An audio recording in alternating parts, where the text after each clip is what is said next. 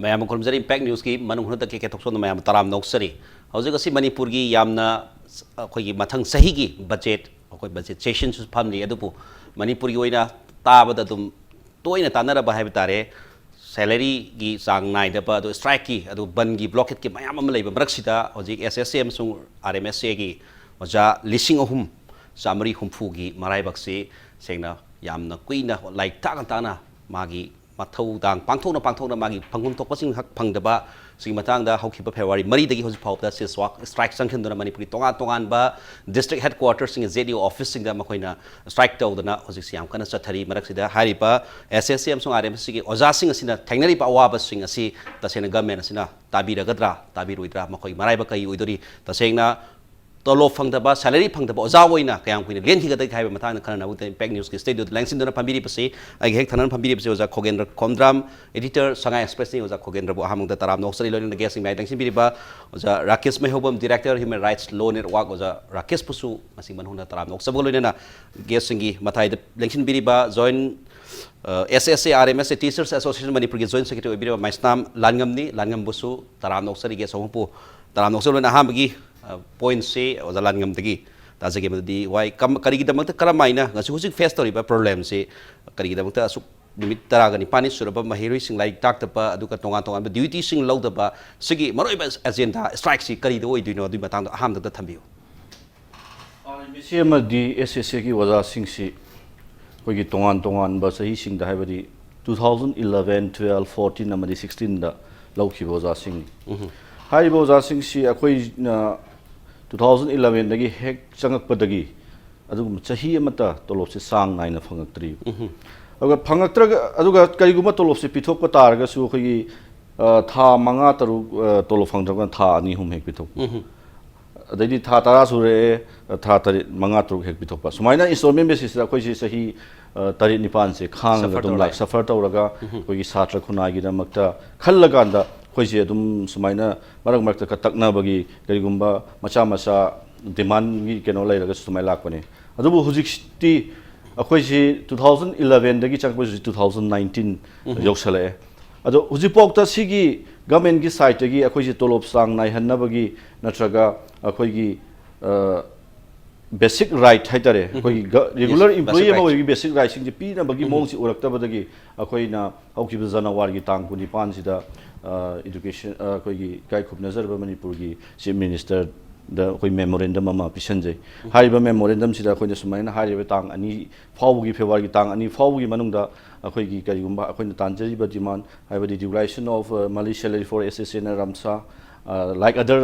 teachers हाइबनी अदुगा अखोइगी promotion की लंबी यात्पीबा सिगी केनो सि तौद्रगा कोइ तांग मरी दगी फेब्रुवारी मई दगी कोइ कोई खोंजंग चंगजनजरगनी ना कोई मई लाइना बसिंग द कॉपी कोई education director education minister commissioner ma'am कोई लोन मक कोई लौजैबा अदुबो गवर्नमेंट की साइड की केमता लाक्तबदगी कोई तांग मरी दगी कोई सिसवाग स्ट्राइक तो बहुजरे सिसवाग स्ट्राइक मंग द हान बनुमित कोइना रैली मास पीस रैली मखक चचरे अदुदगी मखाता हुजि सी फावबदा कोई होय तोंगान मरक मरकता गवर्नमेंट कौरगा अखोई एजुकेशन मिनिस्टर की कनो की साइट की वही सानबदी लाइख्रेबा दुबु यानबा तबदगी ngasi फावबसे अखोई सिसवाग स्ट्राइक संजनजर yes maroina hozik basic rights side jara kesta bulak siting buse laktingi sida point si adum momta na akoi khangmina basi mayam yengbiri ba mayam su khangmina basi tasena same base da same hi ma tonga matuna tongma makhong tongba da natana school में ओजा ओमिनरम ma'am human rights खतंग मखोद नुंगाइतब फिल्स तब ma'am basic rights मत्पीबगी वाफम पले ओजा ओजा ओबसी graduate teachers लेरे primary teacher लेरे school लोई पुमीरम SSA RMSA है लेते ताक्सल छात्र ताकि पागी प्रोडक्टिविटी सब माना पुथोय हाइतारे बेसिक राइट्स को वाफम लाखो ओजा केस करी मियंग लेइ मसी मसी चुमी थबक तौरदी तोलो पिदामनी सिमदि लेरेको बेसिक प्रिंसिपल को अदुबु ngасai की ओजा सिंची मागी चंगक नबगी लंबी खेनबा हाइबदी खरा अमना अखोगी एजुकेशन डिपार्टमेंट की मखादा मखोइना रन तौजबा स्कूल की ओजा लौजबा अमा अदुगा स्टेट गवर्नमेंट मखादा अदगी खरा अमना हजे हाइबिरिबा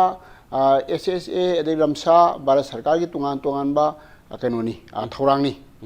हाइरबा थौरांग सिंगी मखादा भारत सरकार पैसा खरा पुथोकपा स्टेट खरा पुथोकपा भारत सरकार अयाम पैसा बुदी पुथोकपनी 90 स्टूडेंट गारम अदुगी नुदि रेशियो पुथोगा तौबा थौरांग सी भारत सरकार की बनोदबुदी मखोगी गाइडलाइन दबुदी मसी कनो अमा सेमगा मसी अखोगी मधु रन तौननबा को सोसाइटी में सेमगा अदुना मसी मैनेज तौगदबनी अदि स्टेट गवर्नमेंट तौरिबा मागी स्कूल गी लेबा इंफ्रास्ट्रक्चर ओइरो अदगी मेन पावर ओइरो अदगी अवार पा मयाम मेंजनबा याम फजबा थौरांग अमा खकनेबा अदुबु मसी ngसाइगी मधुगी भारत सरकार की मागी पिवम थोकपा मागी मतम मतम की मागी शेयर अदि स्टेट की मधु शेयर मधु पुथोगा मधु स्कीम सी लाइक हाइबदु को चमाना तो दी अदुम प्रॉब्लम थो ओइदबा अदुबु मागी शेयर दु पुथोकपदे मतम चांग नायरक्तबा खोलक्तबा मयाम अमा असिन मरम मोदना चांग नायदबा असैगी चमाना ngसाइ ताकबिगिबदा अखोगी सरकार मणिपुर सरकार की मखादे ओजा सिंगने कनोने मै पुलप तांगमिनरगा खरामना चांगना फंगिबा मोना फंगौदबा असि लई हैना हाइबनी अदु मसी आइनी मेंगदि मसी तौफम थोक्तबनी अदुगा थबक तोरदि मतम चाना तुलोपिबाई सरकार की मथौनी अदुबु Moina मसिदा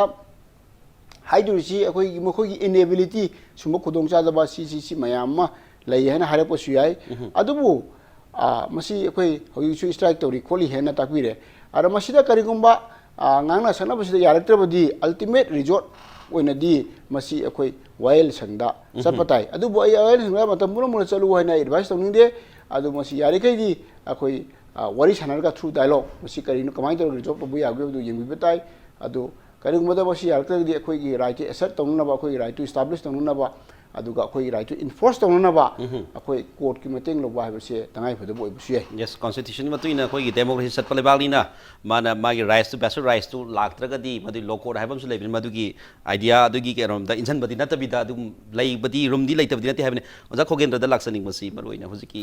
haibiri basic rights ta kitang kenaba lakpa makoi da nungai tabagi edu discriminate tawi wafam madi dum pallaga lei tawbada pu yengba yari di ngasagi थबक संगपगी तोगान तोगान बहाई तारे माई संगपगी लंबी है बतारे स्टेट गवर्नमेंट मखादा डायरेक्ट ओइन खनखिबा ग्रेजुएट अमसुंग अदगी प्राइमरी टीचर्स अदुगा लोइनेना आरबा आरएमएस अदुगा एसएससी गी अजु सिसु अखोई चा मरी थोकना मथंग मथंग लाखिबा वाले वाले हाइदना अदु India government of India the government of Manipur ना येंगिबा पांडम से अखोई महिरुई ताकदब ओजासिंग हाइतारे ओजासिंग से अखोइना सोंदि फंडिंग अचौबा म लागदि अखोई तानी गायना खल्लकांदा अदुगु वखलोन द पुथोखिब्रा अदुगा स्टेट की सिटी याना याना सिंगदि गायना याम प्लानिंग अमा यावदबिदा हेक तौग्रब जाला बसी 2011 दा होजि मणिपुर की अखोई चीफ सेक्रेटरी बा डॉक्टर जे सुरेश बाबू की पेरिट तगी लौब होगी बरी मसी की थबक से तम तम दा मदु मतम दा प्रिंसिपल सेक्रेटरी एजुकेशन इस अदि लोथर याम नियम सुमना लोगी मतम दा पैसा बदु पैसा तिंगगा हाइ तारे अखोई backdoor the sangna bi wad yam oftenly logiba yamna tasengna mark basis ta yam nium sumna logiba adum ojagi paringam ni manipur da thabak lobada madu senga loba laiti haina haina giba period tu ni madi matam do adubu yembi yadi husiki government gi kan haitare my machinery sing da haidi idea do yam sauna khaluraga sigum da makoina tolo makem da yam so huge amount ni husi darka le je yam so ba sahi madam makoi gi keno je khoina chawra pa khan nei pa ja 144 crore gumba moi smaina dum leiram gani khali my budget haitare salary khakta gi adu tongan ba magi school gi kai gi mayam tongan gre ado yembi ai husi gi point du ni state government gi kitang keno gumba future uda ba pon amala yaw khibra haiboduni kari haibini ngi sumada mase state government gi future tungda kari oirakani madu ui udabagi wafam natte tasengna haibada ojagi darkar oibase yamal leiba adegi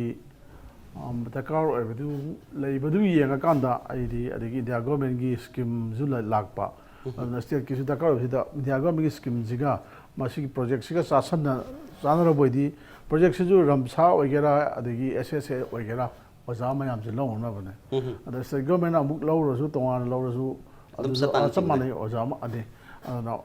almai lawgiba adum maleba reno da ade ai hojik se aina khanbada hojik manipur government na hojik phawda ai live situation jidani ko lawre lawbe abungoi loina bak lawre lawra kanda hojik se adum hojik kana na jo khoi gi oja na jo haibiri hek hobadagi ormodong male mase ai jo khang khang ma kha khang ma mi yam yawe SSA gi makha da ram sai makha oja ojing jumoi no ori ba thaks ti sugin hen da ba primary gi oira primary da adum leba upper primary oira upper primary da adum leba adi graduate adum leba leng dona leba adigi leng dona thambire adigi phare SSA ram sai scheme gi makha da moi tolop se 90:10 sai da percent se da 90 buthok paste na 10 buthok pai taraga paisa ji pi raga la pi lak pa da ina hoji aina tolok pada sang na pidre adigi poi promotion gi avenue leitre adigi ena khitang sai da ngai ta ba na akoi ju taho wi lau gi matam da mase tha hungi tha tru ki sahi ani contract ne na hai ba jo hai da ba male aduga lau ri bu khulong si ba aduna regular agri permanent gi da minus lau ba adigi tolok ne thungai pi da ba adigi promotion gi avenue ju leita ba adigi sum ba phim ji lakan ji da oja mayam jina hojik ojana ju hai bi gre ko ꯆꯞ ꯃꯥꯟꯅꯅ ꯇꯝꯕꯤꯔꯤꯕ ꯂꯥꯏꯔꯤꯛꯁꯦ ꯑꯗꯒꯤ ꯒꯃꯦꯟꯒꯤ ꯍꯥꯟꯅ ꯑꯣꯖꯥ ꯑꯣꯏꯅ ꯂꯧꯕ ꯆꯨꯝꯃꯤ ꯒꯃꯦꯟꯒꯤ ꯑꯣꯖꯥ ꯑꯣꯏꯅ ꯇꯁꯦꯡꯅ ꯔꯦꯒꯨꯂꯔ ꯏꯝꯄ꯭ꯂꯣꯌꯤ ꯑꯣꯏꯅ ꯂꯧꯕꯗꯨꯒꯤ ꯈꯨꯗꯣꯡꯆꯥꯕ ꯈꯔ ꯑꯃꯗꯤ ꯂꯩꯀꯣ ꯑꯗꯨꯅ ꯃꯣꯏꯅ ꯐꯪꯕ ꯑꯗꯒꯤ ꯍꯧꯖꯤꯛꯀꯤ ꯔꯝꯁꯥ SSAꯁꯤꯅ ꯊꯥ 10 ꯁꯨꯔꯀꯥꯟꯗ ꯊꯥ ꯑꯃꯅꯤ ꯍꯦꯛ ꯐꯪꯒꯨꯝꯕ ꯑꯗꯒꯤ ꯐꯪꯉꯤꯕ ꯇꯣꯂꯣꯞꯇꯨꯁꯨ ꯀꯔꯤ ꯍꯥꯏꯇꯥꯔꯦ ꯒꯃꯦꯟꯒꯤ ꯔꯦꯒꯨꯂꯔ ꯏꯝꯄ꯭ꯂꯣꯌꯤ ꯑꯃꯅ ꯐꯪꯕꯗꯧꯅ ꯐꯪꯁꯨ ꯐꯪꯗꯕ ꯁꯤꯒꯨꯝꯕ ꯃꯌꯥꯝꯁꯤꯅ ꯁ꯭ꯇ꯭ꯔꯥꯏꯛ ꯇꯧꯔꯛꯄꯗꯤ ꯃꯥꯜꯂꯦ ꯇꯧꯕꯇꯕꯨ ꯍꯧꯖꯤꯛꯁꯦ ꯑꯩ ꯁꯕꯖꯦꯛꯇꯤꯚ ꯀꯔꯦꯛꯁꯟ ꯇꯣꯂꯣꯞꯁꯦ ꯍꯦꯟꯒꯠꯅꯕ ꯄ꯭ꯔꯣꯁꯦꯁ ꯑꯃꯗꯤ ꯂꯩꯈꯤꯕ꯭ꯔꯥ ꯍꯟꯗꯛꯁꯦ ꯑꯩꯅ ꯍꯥꯏꯐꯦꯠ ꯇꯥꯕꯗ ꯇꯣꯂꯣꯞꯁꯤ ꯐꯤꯛꯁ ꯑꯃ ꯇꯧꯕꯒꯨꯝꯕ ꯑꯃ ꯄ꯭ꯔꯥꯏꯃꯥꯔꯤꯒꯤꯅ 15 ꯍꯥꯏꯕ꯭ꯔꯥ ꯑꯗꯒꯤ ꯀꯩꯅꯣꯁꯤꯅ ꯑꯞꯄꯔ ꯄ꯭ꯔꯥꯏꯃꯥꯔꯤ ꯇꯣꯂꯣꯞ ꯍꯟꯊꯍꯜꯂꯒ ꯔꯦꯒꯨꯂꯔꯥꯏꯖꯦꯁꯟ ꯇꯧꯕꯒꯤ ꯄ꯭ꯔꯣꯁꯦꯁ ꯑꯃ ꯑꯗꯨꯒꯨꯝꯕ ꯂꯥꯛꯄ ꯑꯗꯨꯒꯤ ꯄ꯭ꯔꯣꯁꯦꯁꯇꯨ ꯂꯥꯛꯀꯥꯟꯗꯨꯗ ꯔꯦꯒꯨꯂꯔꯥꯏꯖꯦꯁꯟ ꯇꯧꯔꯗꯤ SSA ꯔꯝꯁꯥꯒꯤꯗꯨꯗꯤ ꯑꯥꯗꯒꯤ ꯄꯩꯁꯥꯗꯨꯗꯤ ꯂꯥꯛꯇꯕ꯭ꯔꯥ ꯑꯗꯨꯅ ꯄꯩꯁꯥꯁꯦ ꯑꯆꯧꯕ ꯁꯦꯟꯐꯝ ꯑꯃ ꯁ꯭ꯇꯦꯠꯁꯤꯅ ꯄꯨꯊꯣꯛꯄꯒꯤ ꯐꯤꯕꯝ ꯑꯃ ꯂꯥꯛꯄ ꯇꯧꯕꯇꯕꯨ ꯁ꯭ꯇꯦꯠꯁꯤꯗꯤ ꯑꯩꯈꯣꯏ ꯂꯣꯏ ꯈꯪꯉꯤ ꯌꯥꯝ ꯂꯥꯏꯔꯕ ꯁ꯭ꯇꯦꯠꯅꯤ ꯁꯦꯟ ꯊꯨꯝꯒꯤ ꯐꯤꯕꯝ ꯌꯥꯝ ꯖꯨꯒꯣꯠ ꯆꯥꯗꯦ ꯁꯦꯟ ꯊꯨꯝꯒꯤ ꯐꯤꯕꯝ ꯖꯨꯒꯣꯠ ꯌꯥꯝ ꯆꯥꯗꯦ ꯍꯥꯏꯗꯅꯁꯨ ꯏꯗꯨꯀꯦꯁꯟ ꯁꯦꯛꯇꯔ ꯑꯁꯦ ꯏꯗꯨꯀꯦꯁꯟ ꯑꯁꯦ ꯍ꯭ꯌꯨꯃꯦꯟ ꯔꯤꯁꯣꯔꯁꯀꯤ ꯈ꯭ꯋꯥꯏꯗꯒꯤ ꯃꯔꯨꯑꯣꯏꯕ ꯀꯩꯅꯣꯅꯦꯕ ꯍ꯭ꯌꯨꯃꯦꯟ ꯔꯤꯁꯣꯔꯁ ꯗꯤꯕꯂꯞꯃꯦꯟꯒꯤꯗꯤ ꯏꯗꯨꯀꯦꯁꯟ ꯌꯥꯎꯗꯅ ꯌꯥꯄꯣꯟꯇꯦ ꯃꯍꯩ ꯃꯁꯤꯡ ꯇꯝꯗꯅ ꯑꯐꯕ ꯃꯤ ꯑꯣꯏꯔꯛꯄ ꯍꯥꯏꯁꯤ ꯌꯥꯄꯣꯟꯇꯦ ꯑꯗꯨꯅ ꯏꯗꯨꯀꯦꯁꯟ ꯁꯦꯛꯇꯔꯁꯤꯗꯤ ꯍꯥꯟꯅ ꯇꯨꯡꯒꯤ ꯈꯜꯍꯧꯗꯦ ꯍꯥꯏꯒꯦꯔꯥ ꯈꯜꯂꯤ ꯍꯥꯏꯒꯦꯔꯥ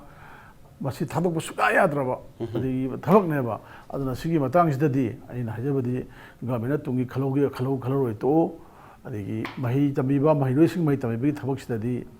ꯀꯗꯥꯏꯗꯩꯅꯣ ꯑꯇꯩ ꯁꯦꯛꯇꯔꯗꯒꯤ ꯂꯧꯁꯤꯜꯂꯒ ꯁꯤꯗ ꯄꯤꯒꯦꯔꯥ ꯑꯗꯨꯃ ꯑꯃꯠꯇ ꯇꯧꯕ ꯇꯥꯕꯅꯦꯕ ꯏꯗꯨꯀꯦꯁꯟꯗ ꯋꯥꯠꯍꯟꯕꯗꯤ ꯃꯁꯤꯗꯤ ꯁꯨꯛꯆꯨꯝ ꯆꯨꯝꯗꯕ ꯊꯕꯛꯅꯦꯕ ꯁꯤ ꯂꯣꯏꯅꯃꯛꯁꯦ ꯃꯤ ꯈꯨꯗꯤꯡꯃꯛ ꯂꯣꯏꯅ ꯏꯕꯁꯤ ꯌꯥꯅꯕ ꯉꯥꯛꯇꯅꯦꯕ ꯑꯗꯨꯅ ꯍꯥꯟꯅꯒꯤ ꯈꯜꯍꯧꯗꯕꯒꯤ ꯋꯥ ꯗꯔꯀꯥꯔ ꯂꯩꯇꯦ ꯐ꯭ꯌꯨꯆꯔ ꯌꯦꯡꯍꯧꯗꯕꯒꯤ ꯑꯗꯨ ꯍꯧꯖꯤꯛꯁꯨ ꯑꯣꯖꯥꯁꯤꯡꯁꯤꯅ ꯃꯁꯤ ꯁꯔꯄ꯭ꯂꯁ ꯑꯣꯏꯗꯅ ꯑꯣꯖꯥꯁꯤꯡꯁꯤ ꯃꯣꯏꯁꯤ ꯌꯥꯎꯗ꯭ꯔꯁꯨ ꯌꯥꯔꯦ ꯍꯥꯏꯕꯗꯤ ꯂꯩꯔꯝꯃꯣꯏꯕ ꯑꯩꯁꯨ ꯇꯥꯏ ꯑꯣꯖꯥ ꯑꯋꯥꯠꯄ ꯌꯥꯝ ꯂꯩꯔꯤ ꯍꯥꯏꯁꯨ ꯑꯗꯨꯝ ꯇꯥꯏꯌꯦꯕ ꯑꯗꯨꯅ ꯃꯁꯤ ꯍꯥꯏꯗꯤ ꯒꯚꯔꯟꯃꯦꯟꯠꯅ ꯃꯨꯟꯅ ꯈꯟꯊꯕꯤꯔꯒ ꯑꯗꯩ ꯑꯣꯖꯥꯁꯤꯡꯁꯤ ꯐꯖꯅ ꯃꯣꯏꯒꯤ ꯄꯤꯐꯝ ꯊꯣꯛꯄ ꯈꯨꯗꯣꯡꯆꯥꯕꯁꯤꯡ ꯑꯗꯣ ꯇꯧꯕꯅ ꯆꯨꯝꯕ꯭ꯔꯥ ꯍꯥꯏꯅ ꯈꯜꯂꯦ ꯃꯔꯨꯑꯣꯏꯅ ꯌꯦꯡꯕ ꯌꯥꯔꯤꯁꯤ ꯃꯁꯤꯗ ꯑꯩꯈꯣꯏꯒꯤ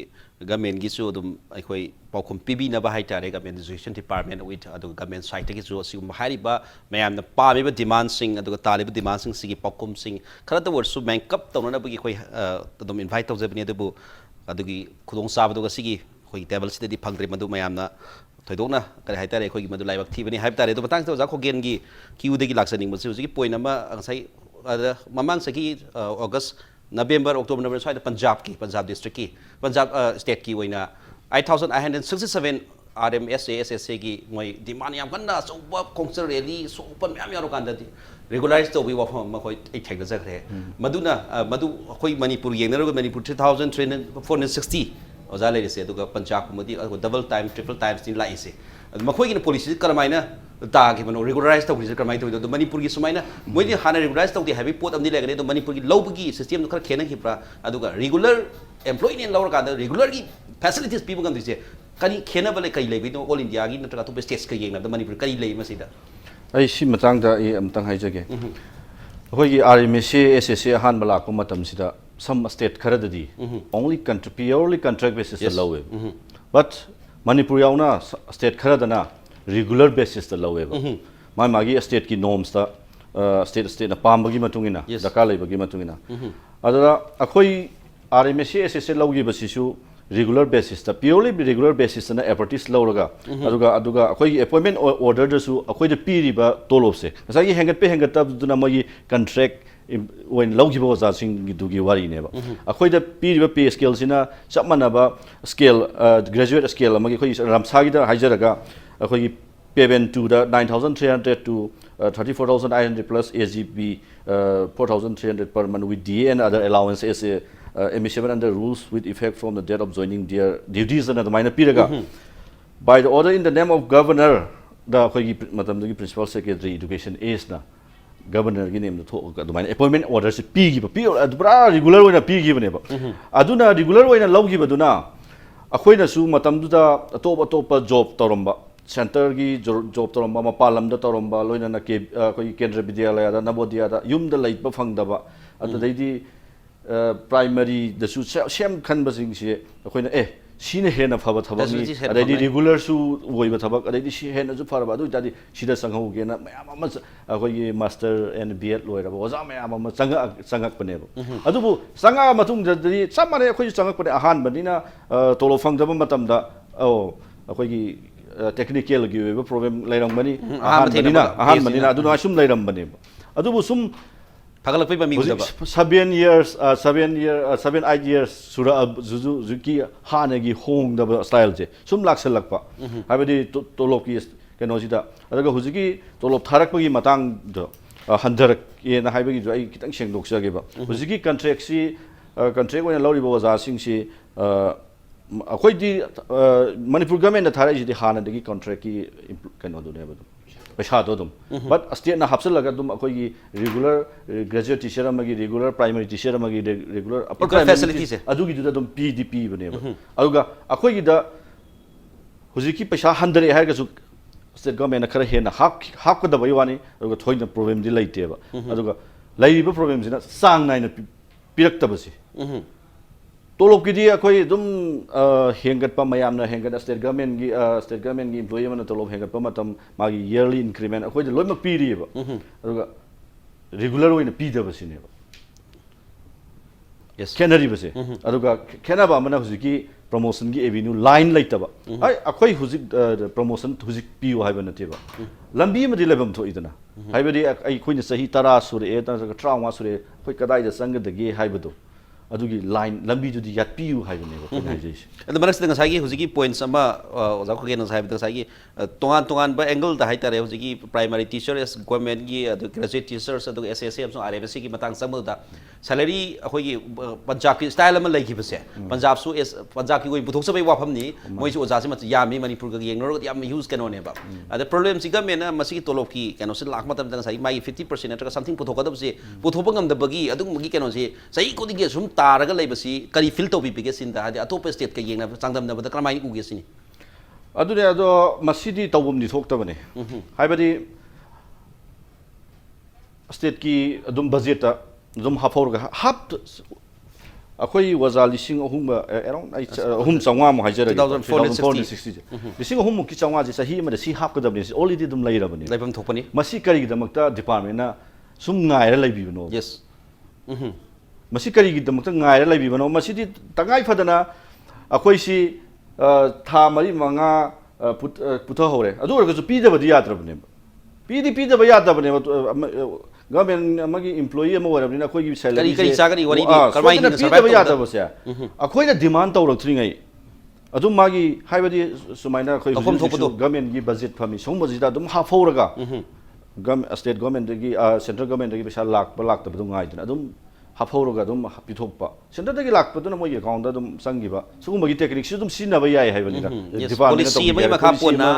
ari ba employees sing da samana mieng di yeng bi ba duga sumaina haidi tha tare ni pan tha tara tolo phang da ba salary phang da matam da karino laingak akhoi gi employees sing tawga da thabak si karino haib si yam sangna yeng ba mieng da di dum ubai ojara ke selection ning ba si hojiki pibam du ni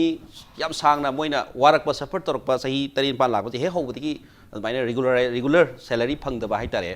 adigi keno di facility tukulung cha do khengra ga lai hai adu handaki budget amakak ojara ke knowledge sum oimina se hype tare ngasi si supplementary grant 87.77 crore ade education department gi makoina puthokre ngasi se ai yamna si apapa good keno opportunity keno oiseno na khanjai adu bo mathangi future gi di khangba ngam da bi poram di yauri ojara langam na haibi ba maina खुद की planning Silag 10-7 months की backlog लेबता 3-4 months पिथोग अतै दिएक Namgyal लबगी अदुगुमगी system मदुम लेबे film the ले हारे अदु 2019-20 की plan budget से 1748 crore ये अदुमा 2018-19 की दा लेजे 1524 आइदी 200 crore गुम्बा खरा है ना हाकले अदो मसैदा गो टू स्कूल की 25 crore अदो तोगान तोगान बगी मै खाइदोक खरकान दा हाइतारे सिगी एसएसएम सो आरएमएस नत्रगा सी ने हाबिदि पुलपति लेरगा तोगान बनि हाबिदि लेते अदुबु सप्लीमेंटरी हाइतारे हंदकी सप्लीमेंटरी अदगी 2018-19 की दा होजिगी 87.77 crore से मोय हंदक पास गा सी फोंग मदे यावरे येंबि यारिबदि गवर्नमेंट की स्टाइल अदुगा गवर्नमेंट मतम मतम की प्लानिंग सिदा ngसागी ओजा खगी दो थबजा वाफम दनि सानना मथंग द करमाइ तबोद के गायना हाइबा ngam द पोरा मसैदा विथ टीचर्स अदुगा सी द टीचर्स स्ट्राइक तरोगदि गवर्नमेंट कन स्कूल सोल खदनि मोय गो टू स्कूल तबगी वैल्यू लेते महिरोई कांगत लेरगा ओजा यावदन स्कूल लोइबे याब नते ओजा के साद मथांग द करमाइना अखोगी खरे हेना सॉल्यूशन पुरप याब एंगल जी अखोई गवर्नमेंट की मिहुत हंगद वाफम ने ओजा के करी विजन ले मसी मथांग आहान मदा मसिगी द सब चाउ बखुम जे पिजेद्रिङै दा आइना थमजनिङ मदा हौजिक मणिपुर लेरिबा सरकार की स्कूल सिंसे प्रजा सिंगना थाजबसी याम लेत्रबनी यस अदुना तसेंगना हेक रिसो थौबा रिसो ड्राइवर ओइना हिंगबसु खितंग साइगी पांगन थोंना थोबा रिसो थौबा ngमबदी मसादु करोदा प्राइवेट स्कूल तमलिबनी ए सिदा सरकार स्कूल तमनी चाइ मांग तारेना आई दोनो रिसो थौबा तारे अदुना आई रिसो थौबा इसा रिसो थौबा पामदे हादिना प्राइवेट स्कूल ला शातिना थादोगो मतम ओइरमनेबा अदुना असुंबा सरकार ना प्रजा की थाजब मांग अब असुंब स्कूल सिंसी फगनबा अमा तौनबा हादना ngसाई अदुगी सरुक मनी ngसाई रमसा अदगी हारिबा नंगी एसएसए मयाम सिजु अदि मांग्रबा थाजबदु हंगलनबगी थौरांग दुगी मनुंग चनबा पोनेबा मसी लाइब स्कीम सिजु आइ ओजा अनो बापबा इंफ्रास्ट्रक्चर सेमर पखोबा मयाम तौरिसे असि मयाम सि मपुंग फाना तौनामना होलिस्टिक अप्रोच मगलोना तौगदबा मतमसिदा होजे ओजा तोरोप पीडीएना ओजा सिंग सावरे थबु लेपे हारे अदुना असी ओरगदी हेन हेना अखोगी प्रजा सिंगना अखोगी सरकार की स्कूल सिंगदा थाजबसे मांगी बसिमत हेन मांगना मसाक ओरकनेबा अदुना आई इसामकसु आई मसी अमतक आई जो आई अखोई लेकाई सरकार की स्कूल दुगी आईसु अखोई मैनेजमेंट कमिटी की आई मेंबर ओय आई दी ओजगेन ओरिमनी कैदुगेबु आई लेकाई की स्कूल मदा अखोई सरकार की तौरबिसिदा आई कोई यावरगा कराई बाबा सेमबा याबगे हाइबसी येंगी हाइबा कनो ओमगलोना यावे मोइदो अदो असमाना तबसिदा आइना थमजनिंगिना कदोगेबु आइना असमाना होनबा अखोइ लेकाई होनबुदु मी खुदिमो होनरुबुदि नति आइना आई सानेना हाइबु नति आई एक याबगदि होने अखोइ लेकाई दुदा अदुबु असमाना अदि थाजबो मांगबा स्कूल दु फगनबा मयाम चंग होनरी होनबसि होनरिङै मरकसिदा अखोइगी सुमाना मु तोलो फंगद्रे अदु तौद्रे हारेगदी बेक दि ममांगनम सब मत मनिंगम द हलगा चपदोना तोरनेवा अदुना आइना हाजने मुदी मसिगी तगी कोनगी हारदी अखोइ लैरिबा सरकार ना मिनिस्ट्री ना करीना कमरी लेन मयाम पुरा मुना होलिस्टिक अप्रोच मा आदि याम कन तोबा अदुगा मका अखोइ लिसांग सिना अखोइगी ओजासिंगी इंटरेस्ट सिंगांगना चटकदबा अदुंबा पॉलिसी पुथोक्तना खुदोक्तना होनबो दरकार लैबा अदुना तर ए सेंटर ना पिरक्तबनी नत्रगे स्कीम की मनुंग चंबनी उपाय लेते अदु तौदेना लैथोकप नतबा प्रजा की थाजबसु मांगदनबा अदुगा लैरिबो ओजासिंग करिसिंग मसिगी मखाद थबक तरिबो सिंसिगी इंटरेस्ट कननबा होनबा बिसे मसी सरकार की अमतंगरम थौनी हेने थमनी यस असिगी ngसाई हाइजरिबो वाफम ने go to school mission school लैते ओजा खतंग लैरगा महिरोई लेतना स्कूल कौबसु यारोय अदुगा महिरोई लेरगा ओजा लेतना स्कूल कौबसु यारोय ओजा दी अवाट पे गाक्तनी हाइबे वफम दि लेरि हेना गवर्नमेंट की साइट की ओजा लौखलगनी ओजा लौगिनी हाइबे वफम जरि अद ब्रेक मांग ओजा खोगेंद्र हाइबे थमजनिंग बजि ngसाई हाइरिबा साइ गो टू स्कूल तौरिसि ओजा सिंग सैलरी पीदा बिदा गो टू स्कूल लन लावरगा अदुई पोतु यागद्रा हाइबे वफम दि करी हाइबिनी मदु यारोय गो टू स्कूल सिगी असेंग पांदम जु स्कूल से स्कूल ओहन बने स्कूल ओहन बाइज द इंफ्रास्ट्रक्चर कई कई मयाम लेखरे अदुगा होजिकता अजा राकेश ना हाइबी दुने मणिपुर से गवर्नमेंट की स्कूल हारगा मियाम थाजबसे तोइना मांगेबो मांगबसि करिगिनोदा होय लाइक बतम बिद सोरक परा ओजागी अवाटपा इंफ्रास्ट्रक्चर की अवाटपा लेबे मयाम सिदा तमिंद्रे अदि ओजा गवर्नमेंट स्कूल जे फत्रे न लोइना लौनरेबो अदुना गो टू स्कूल की मिशन जी पादमदी सिगुम्बा मियाम थाजद्रबा स्कूल सिंग से फगत हलगा मियाम न मसल मही तंबा अदगी पैसाजु प्राइवेट स्कूल कई तब चंगे पैसा याम चंगहनदबा अरे गवर्नमेंट स्कूल सिंगदि गवर्नमेंट की फैसिलिटी मैम अमा पीबजु पीरी मदु तौजी हैबनेबा मदु तौजी हैबदुरा ओजा यावदना ओजा मैम जि तोलो पीदना नोय लाइक तबिराव स्कूल फंदबे यादे अंगांग फंदबे यादे ना अदुदी यारोयबा कनोदा ऐ चाक चादना ऐ कमाई तौरगा ऐना ऐ थबक सुरुदोइनोबा ऐ चाक चाबम लई ओजाजिंगजु मीनेबको मोइगी मसा मसु लई मोइ मसा मसु लाइक तबंदोइनी इमुंग मनुंग फैमिली लई अहलम लईबा गाक्तनेबा अदुना ऐना सुजरिबा थबकतो मदुगी फबका पैसादुना ऐ हिंदोरिने अदुगा थबकतंग सुराव पैसा पिरोयना हाइबदुदी तफैदब फिल्म लाकनी होय गवर्नमेंट की होंजादब फिल्म मयाम अमा लेरमबदी याय हाइबबो सी फिल्म सुम थमना लेरबोइदी गो टू कोई स्कूल मिशन जे जो आई थोइदोंना अर्थ लेर ओय हेना आई वाफम जे थमजगे या मरुइना हाइबा गवर्नमेंट की यामना पॉलिसी पुदी या फजै go to school tonga tonga school sing da khoi yamna infrastructure development aduga tonga facilities development mayam ama thamaga salary has the account sangwin adudi mayam u da ba dum phangaboi ning ba code lit ya da ba adi sat ya da sa da maya ya da mayam ni short kera pugera lagera dum tau pa tau ba ya da mayam tau na sida thagnari ba suffer tori ba oja sing si oji oji lai 2460 schools tonga tonga school sing da survive taruga lai ri bani aduna masi siguma mayam sida ma khoi gi puksak tu pikhalak traga di pibi traga di सेदे खरसुम delay तौबिरगदी go to school की वाहन थोक Manipur position की budget ममांगी हंदकी 2019-20 की बजेट और SSLC दा 50 लाख हाप मखोई पोजिशन होल्डर पुथोकनी ना हारी वाफम जे प्राइवेट स्कूल लोई लोगिनी हाय वाफम जिदी मसी मनु हुनकी वाफम जी मयाम जी खोई तोगान तोगान गेसिना हाइब्री वाफम तारगान मदुगी वाफम दुदी खोई ओइरकदर हाइब्री वाफम दि खल्ली मतांग जाम तेतक ब्रेक लौचगे ब्रेक मतुंग खोई याम थोन जरके पेंग नि सुबिंग तादुन लाइबियो वेलकम बैक ब्रेक की मतुंग मैम तराम नौसरी नैनजरी बसी सैलरी फंगदबा ओजा ओइबे आब्रा महिरुजी सुम तागा तोलोती फंगदना सुम ताकदरा है वाफम दुनी अदुगा ब्रेक की मतुंग से ओजा लानगम जॉइंट सेक्रेटरी JSRTAM द लाक्सगे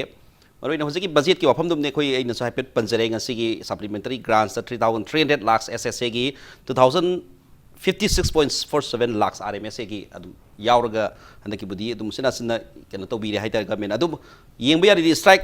डेट 4 February दी ngasi pok sangla pa 4 February mamang dagi tonga tonga matangna lakko mayam si masi government tasenga makhoi bu oja singgi hak si nungsi bire natraga makhoi khangbire awab ji khangbire hada loba ya pra tungi future da matang sai da su sigum strike si satra singna dum thengna ga dore ba phom sini kare having sigi matang sida hoi akoi government ga round ahum lakumadi wari sanare adubu sab saba वजासिंग ना थमजरी तानजरी demand सिंग अदु सोइदना थबक पांगथोराद्रा हाइबगी चपचाबदुदी होइदा लौसनजब ngमद्रिब अदु मदुमकनसु अखोइ ngसी दुम अखोइ strike चंगजल लैरिसिने अखोइ थाजबदि खरा खरा पिरई but अखोइगिदि थबक तो ओनथोक पिरो हाइबनेब थाजबसि सही सी तरे निपान सी सुम थाजर लाखिबनिना अखोइ सुम अदुगी केनोसि होइ मी बुदि तोंगान तोंगान बमिनी but government is government हाइबदी मतमदुदा थाजर बपी बमीदुगा हुजिकी पीरी बमीसिगा मानदब तारगसु government अमगी मखादा लैब गाक्तनि स्टेट मणिपुर government अखोइगी डिपार्टमेंट ओइना लग्जरी नि अदुगा ममांग द हंदकी सही सिना अहान ब ओइब साला स्माइल होई सिसवाक स्ट्राइक तौजी करी ममांग द तौजी सिसवाक स्ट्राइक सि हंदकी सिना अहान बनते ममांग द अखोइगी ममांग सहीगी नवंबर दा अखोइ हाइबा डिमांड सिदा मतमदुददी कोई जॉइन होइना लैत्रि SSA नरमसा अखोइगी RMSA ना अखोइगी एसोसिएशन जे पुंजनद्रिङैदा RMSA गी ओबेसु सुमाइना था गी तोलो पिथोक पिरो प्रमोशन इबिनु पिबिओ न अखोइगी नवंबर था सिदा अखोइ केनो तौजैयबा मतमदुदसु था तरे निपान अदुम सुरे तोलो फंगदबसे बट मतमसिदा अखोइना स्ट्राइक से हंदोक्सगिबसे अखोइगी डिमांड दु फंगगा हंदोकबा नतबा स्ट्राइक संक्शन बहोरो कान सिदा अखोइ निंगोन चाखौबा लाकपा मणिपुर गी ख्वाइदगी चावबो कुमै निंगोन चाखौबो वइसलकपा देन आंगांगी फाइनल ईयर नक्सलकपा अदुदा मतमदुदा गवर्नमेंट की साइड की ओनली 2 months अखोइ सैलरी दि पिथोरखी अदुबो अदुगा अखोइना तालिबा डिमांड सिंगी मतंग दा तोपा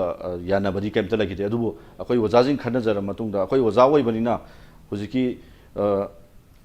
निंगोन चाखौबा म लैरे संगाई फेस्टिवल म लैग्रे नवंबर थानिना यौसलकपा अदगी फाइनल एग्जाम फाइनल एग्जाम नक्सलकपनिना तंगाई फदना कोइ मसि सिसवाक्सि हंदोअसि ना कोइ तुमाइ हंदोक सकिबनि अदुबो या येंबे यारि दिस माइना छात्र सिकी त खल्लगा नत्रगा महिरोइ खुनागी दम खल्लगा कथोक्तना लाइबो जासिंग सि Somai sum mathang sai to rogati jara ke sai be low court sat pe thengna bi abagi adung room di adung ideas adung kano di planning di kamai to madu ta sai na si ko se tholo pasu yae khati mathang sai so zum kano khoi lawyers mayang mamaga tanai akhoi sumaina but moina zu haibi that is yae low court sat pe yae no I right chap sai adum haeba tolo of tha manga pidraba wazamna karam na classroom da sanga like ta ka dage akhoi kada wai tolo pidri no haiba akhoi court sat pe yae but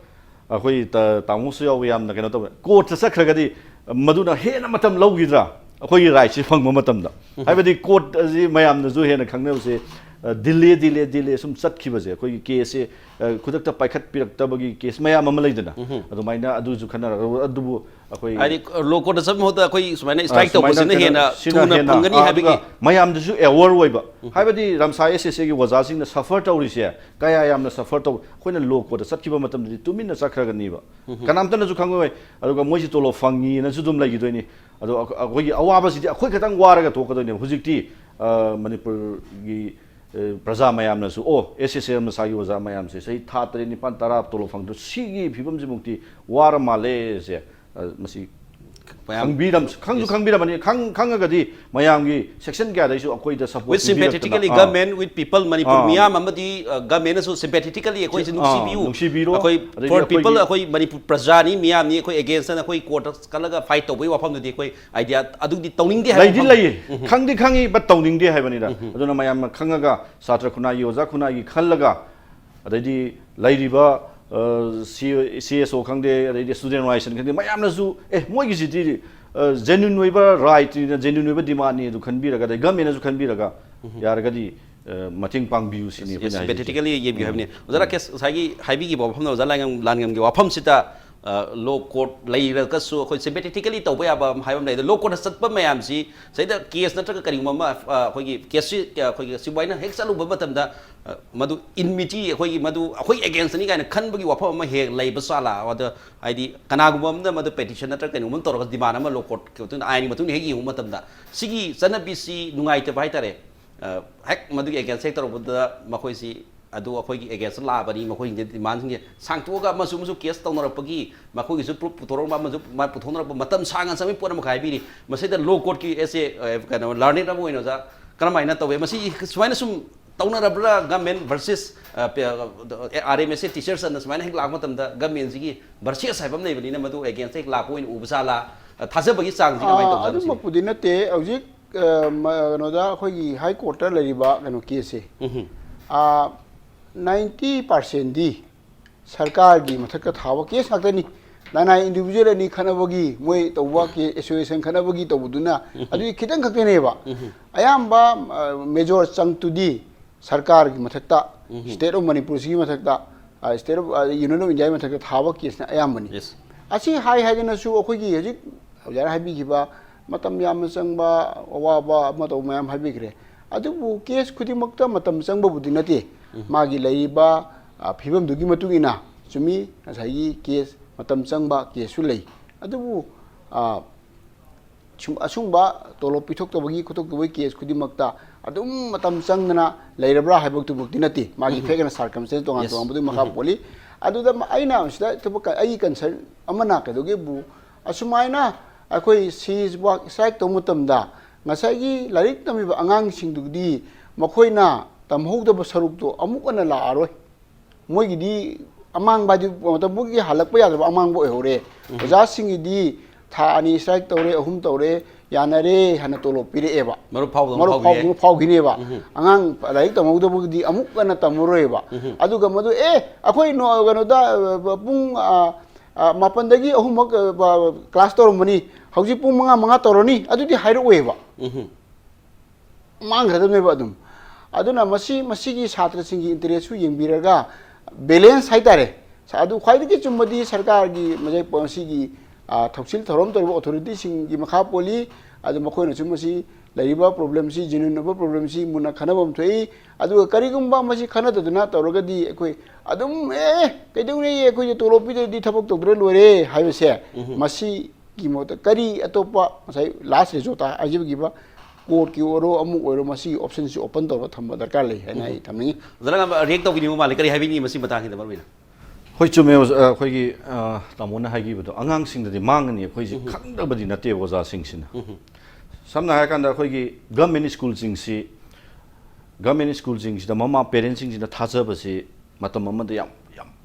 ꯒꯦꯞꯁꯤ ꯌꯥꯝ ꯊꯥꯖꯗꯕꯒꯤ ꯒꯦꯞꯁꯤ ꯌꯥꯝ ꯂꯩꯔꯝꯃꯦꯕ but ꯔꯝꯁꯥ ꯑꯃꯗꯤ SSAꯒꯤ ꯑꯣꯖꯥꯁꯤꯡ ꯂꯥꯛꯄꯗꯒꯤ ꯍꯧꯖꯤꯛꯇꯤ parents ꯀꯩꯁꯤꯅ government ꯁ꯭ꯀꯨꯜꯁꯤꯡꯗ ꯊꯥꯖꯕꯒꯤ ꯆꯥꯡꯁꯦ ꯈꯔꯗꯤ ꯍꯦꯟꯒꯠꯂꯛꯑꯦꯁꯦ ꯑꯩꯈꯣꯏꯒꯤ ꯒꯚꯔꯟꯃꯦꯟꯠ ꯁ꯭ꯀꯨꯜꯒꯤ इनरोलमेंटꯁꯦ ꯍꯥꯟꯅ ꯂꯩꯔꯝꯕꯗꯒꯤ ꯍꯧꯖꯤꯛꯁꯦ ꯑꯗꯨꯝ ꯈꯔꯗꯤ ꯑꯗꯨꯝ ꯍꯦꯟꯒꯠꯂꯛꯑꯕꯅꯦ ꯃꯁꯤꯃ ꯑꯩ ꯆꯥꯎꯊꯣꯛꯅ ꯍꯥꯏꯕ ꯉꯝꯖꯒꯅꯤ ꯁꯨꯃꯥꯏꯅ ꯂꯩꯔꯤꯕ ꯃꯇꯝꯁꯤꯗ RMSA ꯑꯃꯗꯤ SSAꯒꯤ ꯑꯣꯖꯥꯁꯤꯡꯅ ꯃꯣꯏꯒꯤ ꯁꯦꯂꯔꯤ ꯆꯥꯡ ꯅꯥꯏꯗꯕꯒꯤ ꯑꯃꯗꯤ ꯄ꯭ꯔꯃꯣꯁꯟꯒꯤ ꯑꯦꯚꯦꯅ꯭ꯌꯨꯒꯤ ꯂꯝꯕꯤ ꯂꯩꯇꯕꯗꯒꯤ ꯁ꯭ꯇ꯭ꯔꯥꯏꯛ ꯇꯧꯈ꯭ꯔꯦꯒ ꯍꯥꯏꯕꯁꯤꯗ ꯃꯃꯥ ꯃꯄꯥ ꯑꯗꯩꯗꯤ ꯁꯥꯇ꯭ꯔ ꯈꯨꯟꯅꯥꯏꯁꯤꯗ ꯌꯥꯝ ꯁꯣꯛꯀꯅꯤ ꯁꯤꯗꯤ ꯈꯪꯕ ꯑꯩꯈꯣꯏꯁꯨ ꯈꯪꯗꯕꯗꯤ ꯅꯠꯇꯦ ꯑꯩꯈꯣꯏꯁꯨ ꯌꯥꯝ ꯐꯤꯜ ꯇꯧꯋꯦ ꯑꯩꯈꯣꯏꯁꯨ ꯄꯦꯔꯦꯟꯁ ꯑꯃꯁꯨ ꯑꯣꯏꯖꯔꯤꯕꯅꯤ ꯑꯣꯖꯥꯒꯤ ꯃꯊꯛꯇ ꯑꯗꯨꯕꯨ ꯑꯩꯈꯣꯏꯁꯤ ꯆꯍꯤ 7-9ꯁꯤ ꯁꯥꯇ꯭ꯔꯒꯤꯗꯃꯛꯇ ꯈꯜꯂꯒ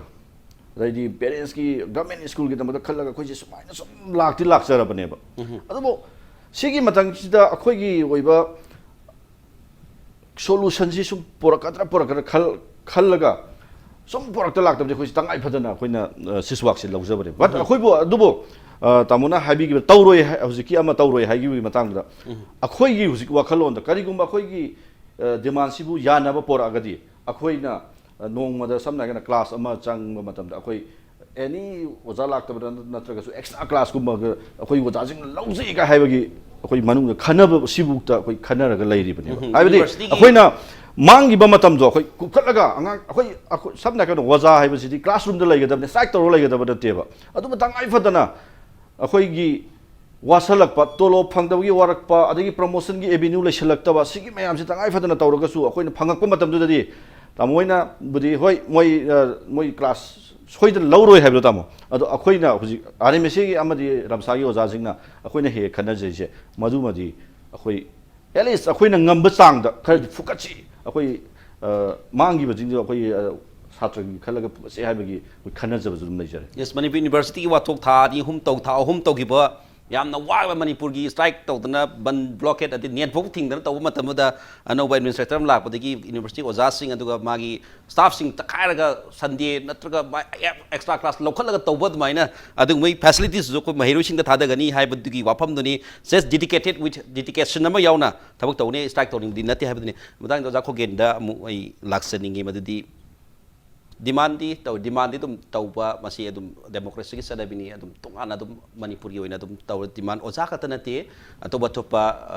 एनोसिंग सु अदुम डिपार्टमेंट सिंग सु हाइतारे अदुम लै PWD की मास्टर रोल की अमगी मयाम अदुम मसी अदुम मणिपुर की अदुम सनरगा लैबा सिबा ऑल इंडिया की ओइना तौबनी मसीदि येंबा यारिसे अखोइना महिरुसिंग की दमक्तदी होजिकसी प्राइमरी नत्रगा होजिकी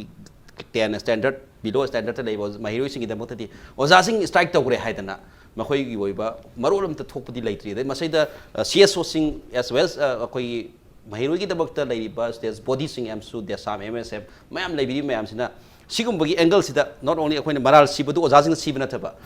अप्रोच तौबदु government with peoples with parents ओजासिंग तौबगी वाफम मा थोलक्तबसिना सिगी स्ट्राइक तौरिबसिंग ची तराई तराई लौरबा हाय वाफम दु करमाइन उइ मसी बतांग जा तराई लौब्रा है तो मधु म या याम चुम्बा फमने आइजु तसंगना आइजु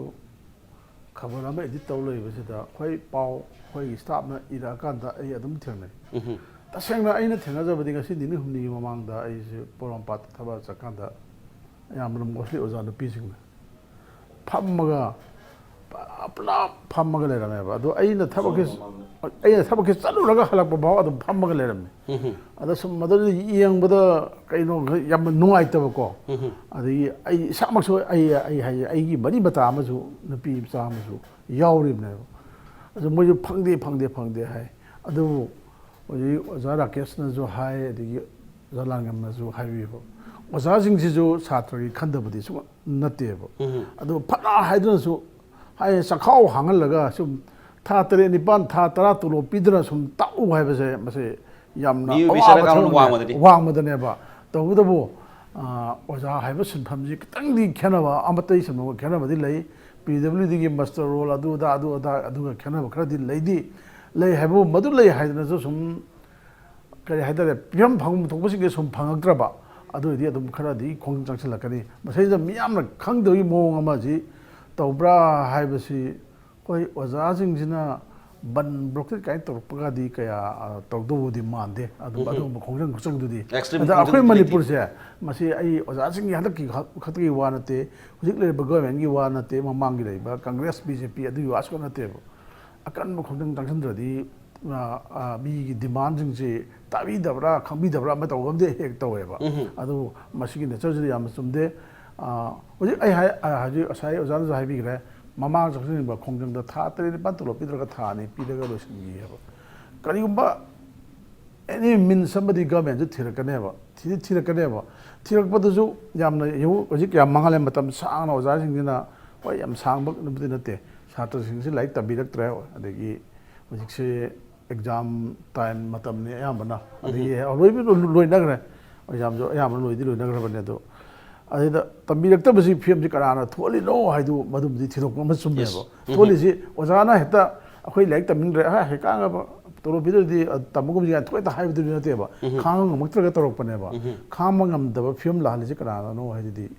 ꯑꯩꯈꯣꯏ ꯒꯚꯔꯟꯃꯦꯟꯁꯤꯅ ꯑꯣꯏꯕꯅꯦꯕ ꯇꯧꯕꯇꯕꯨ ꯑꯩ ꯃꯁꯤ ꯍꯥꯏꯔꯒ ꯒꯚꯔꯟꯃꯦꯟꯁꯤ BJP ꯒꯚꯔꯟꯃꯦꯟ ꯀꯪꯒ꯭ꯔꯦꯁ ꯒꯚꯔꯟꯃꯦꯟ ꯑꯗꯨꯒꯤ ꯍꯥꯏꯕꯒꯤ ꯋꯥ ꯅꯠꯇꯦꯕ ꯑꯩꯈꯣꯏ ꯆꯠꯅꯔꯤꯕ ꯑꯩꯈꯣꯏꯗ ꯁꯤꯁꯇꯦꯝꯁꯤꯐꯥꯎꯕ ꯏꯔꯥꯡ ꯊꯣꯛꯑꯀꯥꯟꯗ ꯋꯥꯊꯣꯛ ꯑꯣꯏꯔꯀꯥꯟꯗꯗ